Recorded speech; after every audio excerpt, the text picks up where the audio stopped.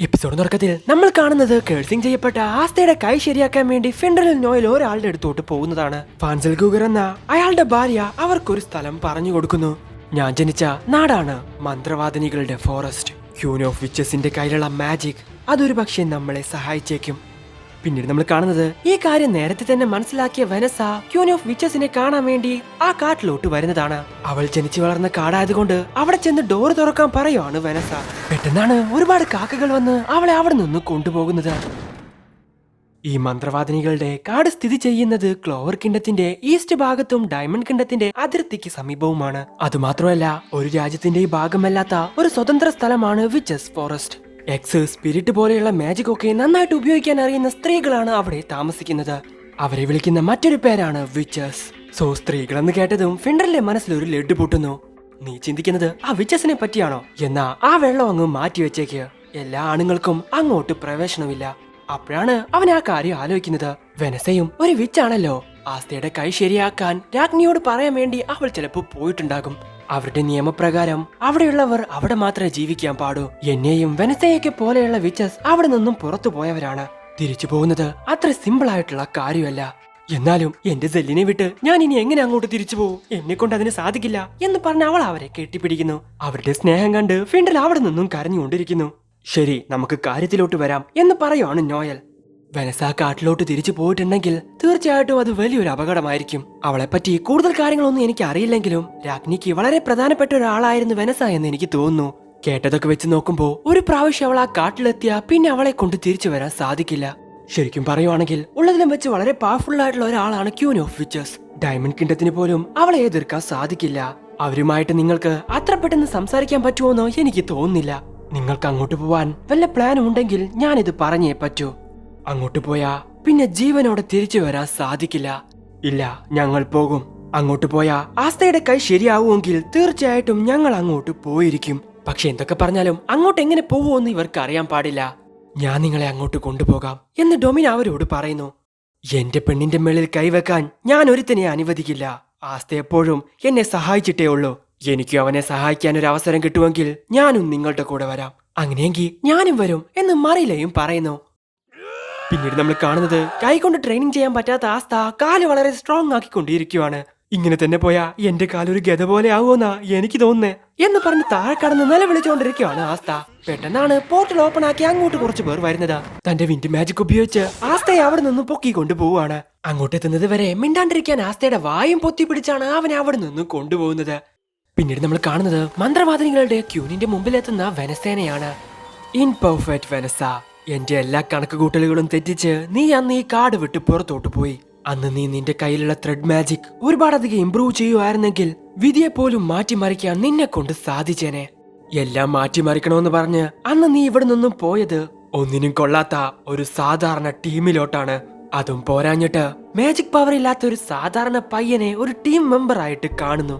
വിച്ചസിന്റെ പേര് പറഞ്ഞ് അർഹിക്കാത്ത സ്ഥലത്തോട്ട് പോകാൻ നിനക്ക് നാണമില്ലേ എന്ന് പറഞ്ഞ് ആ രാജ്ഞി അങ്ങ് ഒച്ച വെക്കുന്നു.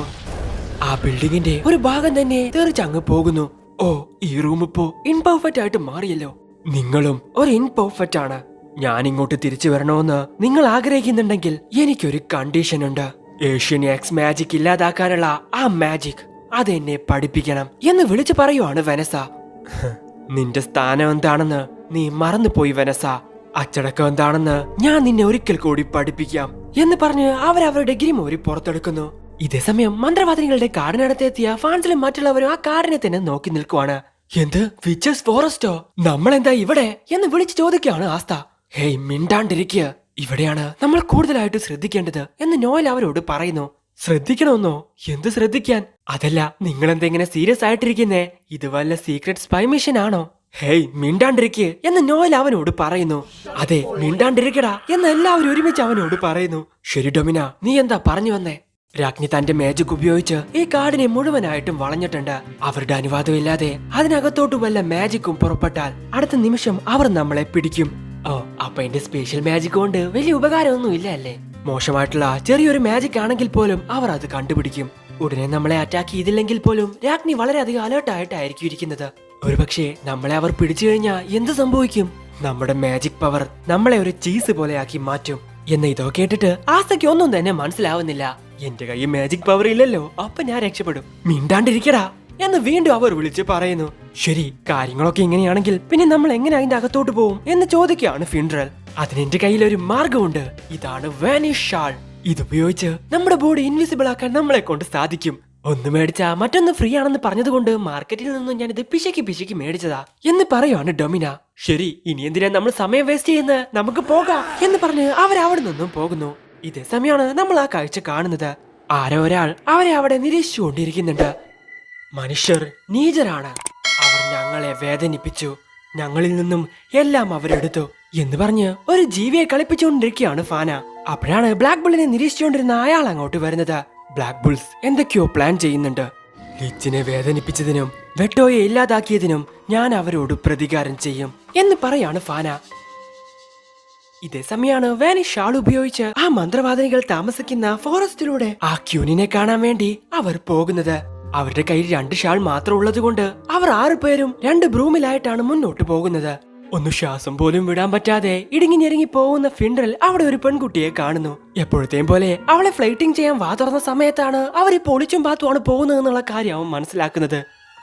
ഒരു ആണിന്റെ ശബ്ദമില്ല കേട്ടെ. ആണിന്റെ ശബ്ദോ? അത് ചിലപ്പോ നിനക്ക് തോന്നിയതായിരിക്കും. ക്ഷമിക്കണം, ഞാൻ സ്വപ്നം കണ്ടതുപോലെ ഒരു പെൺകുട്ടിയായിരുന്നു അവൾ എന്ന് പറയാണ് ഫിൻഡ്രൽ. അപ്പോഴാണ് ഇവരാ കാഴ്ച കാണുന്നത്. എന്താ അത്? കാണാൻ വളരെ വിചിത്രമാണെങ്കിലും വളരെ ക്യൂട്ടാണല്ലോ. അതൊരു സെക്യൂരിറ്റി ഗോളമാണ്. ചെറുതാണെങ്കിലും അത് വളരെയധികം ട്രിക്കിയാണ്. അനുവാദമില്ലാതെ ആരെങ്കിലും ഈ ഫോറസ്റ്റിനകത്തോട്ട് കയറിക്കഴിഞ്ഞാൽ അത് അവരെ കണ്ടുപിടിക്കും. ഇതുപോലെയുള്ള മറ്റു സെക്യൂരിറ്റി ഗോളംസിനെ അത് അങ്ങോട്ട് വിളിച്ചു വരുത്തും. ഒരു പ്രത്യേക തരം ബുള്ളറ്റ് ഉപയോഗിച്ച് അത് സ്വയം അറ്റാക്ക് ചെയ്യുകയും ചെയ്യും. അപ്പോഴാണ് അത് ഇവരുടെ അടുത്തോട്ട് വരുന്നത്. ഹേയ്, പേടിക്കണ്ട, നമ്മളിപ്പോ വാനിഷ് അല്ലേ എന്ന് പറഞ്ഞ് മാറി നിൽക്കുവാണ് അവർ 3 പേരും. ശരി, അടുത്തത് നമ്മളുടെ ചാൻസ് ആണ്. അത് അടുത്തെത്തിയതും ജസ്റ്റ് ഒന്ന് മാറിക്കൊടുത്താൽ മതി, അത് പൊക്കോളും എന്ന് വളരെ കോൺഫിഡൻസോട് കൂടി പറയാണ് ഫാൻസിൽ. അപ്പോഴാണ് ആ കാര്യം സംഭവിക്കുന്നത്. അവിടെ ഉണ്ടായിരുന്ന ഒരു മരത്തിൽ തട്ടി അവരുടെ വാനിഷ് ഷാൾ അവരുടെ അടുത്ത് നിന്നും പോകുന്നു. അത് പോയി. എന്തോന്ന് പോയെന്നോ? അപ്പോഴാണ് ആ ഗോളം അവരുടെ അടുത്തോട്ട് വരുന്നത്.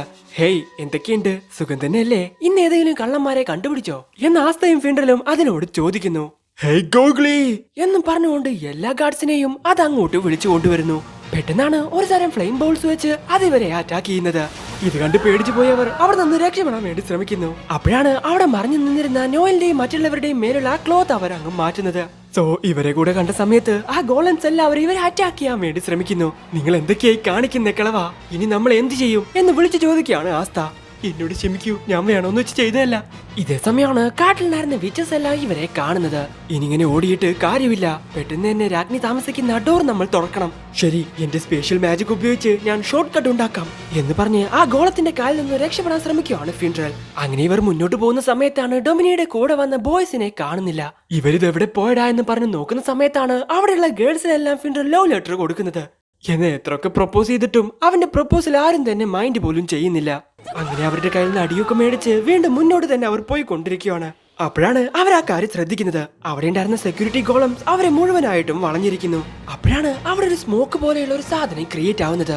അത് സ്പെഷ്യൽ മാജിക് പോലെയുള്ള ഒരു സംഭവമാണ് സ്മോക്ക്. ഈ സ്മോക്ക് സ്ക്രീമിൽ ഒരു ചെറിയ മാജിക് പവർ ഉണ്ട്. ഒരു ചെറിയ നിമിഷത്തേക്കാണെങ്കിലും നമ്മളെ തളർത്താൻ അതിനെ കൊണ്ട് സാധിക്കും. പെട്ടെന്നാണ് ആസ്തയും മറ്റുള്ളവരും അതിനകത്ത് നിന്ന് പുറത്തോട്ട് വരുന്നത്. അപ്പോഴാണ് അവർ ആ കാഴ്ച കാണുന്നത്. രാജ്ഞി താമസിക്കുന്ന ആ സ്ഥലം. അവിടെയാണെങ്കിൽ ബിൽഡിംഗിൽ ഒരു ഓട്ടയും ഉണ്ട്. അതിനകത്തോട്ട് വലിയ പരിക്കുകളൊന്നുമില്ലാതെ അവരെല്ലാവരും ചെന്ന് വീഴുന്നു. അപ്പോഴാണ് അവർ ആ കാഴ്ച കാണുന്നത്. വെനസയെ അടിച്ച് താഴെയിട്ട് ആ പ്രിൻസസ് അവളെ തന്നെ നോക്കി നിൽക്കുന്നു. ഹേയ് വെനസ, നിങ്ങൾ ആരാണെന്ന് എനിക്കറിയില്ല, പക്ഷെ മര്യാദയ്ക്ക് അവളുടെ മേലിൽ നിന്ന് കാലെടുക്ക് എന്ന് ആസ്ത അവരോട് പറയുന്നു. എന്റെ അനുവാദം ഇല്ലാതെ ഇങ്ങോട്ട് നുഴഞ്ഞു കയറി വന്ന് നിങ്ങൾ എന്നോട് ഇങ്ങനെയാണോ സംസാരിക്കേണ്ടേ? ഞാൻ ഈ കാടിന്റെ രാജ്ഞിയാണ്. അത് മാത്രമല്ല, ഇവിടെയുള്ള എല്ലാ വിച്ചസിന്റെയും മദർ കൂടെയാണ് ഞാൻ. ആ നിൽക്കുന്നവളും ഈ കിടക്കുന്ന വെനസയും എന്റെ മക്കളാണ്. മാതാപിതാക്കളെ അനുസരിക്കാത്തവർക്ക് അച്ചടക്കം പഠിപ്പിച്ചു കൊടുത്തല്ലേ പറ്റൂ.